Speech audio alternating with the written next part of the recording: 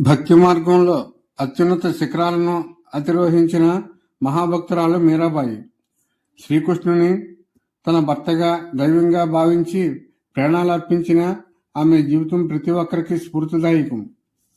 మీరాబాయి రాజస్థాన్లోని జోధ్పూర్ సమీపంలో ఉన్న కుట్కీ గ్రామంలో 1998లో జన్మించారు.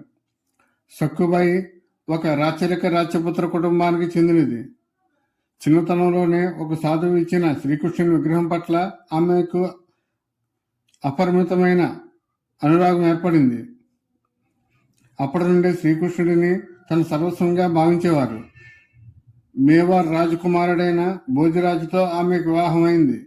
అయితే ఆమె మనస్సు కృష్ణ పరమాత్మపైనే ఉండేది. భర్త మరణం తర్వాత తన నిజమైన భర్త శ్రీకృష్ణుడేనని ప్రకటించుకుంది. అత్తవారింట్లో అనేక కష్టాలు ఎదుర్కొన్నారు.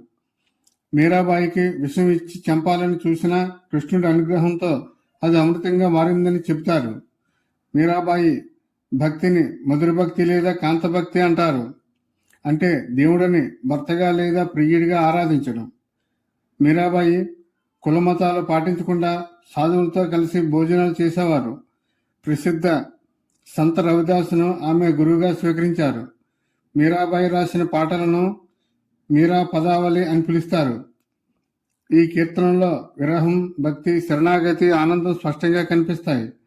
మీరాబాయి తన జీవితం చివరిలో బృందావనం, ద్వారకా చేరుకున్నారు. 1547 ప్రాంతంలో ద్వారకాలోని కృష్ణుడి విగ్రహంలో ఆమె లీనమైపోయారని భక్తుల నమ్మకం. మీరాబాయి శ్రీ స్వేచ్ఛకు, అచంచలమైన విశ్వాసానికి ప్రతీక. దైవం పట్ల ఆమెకు ఉన్న ప్రేమ అత్యున్నతమైనదని నిరూపించారు.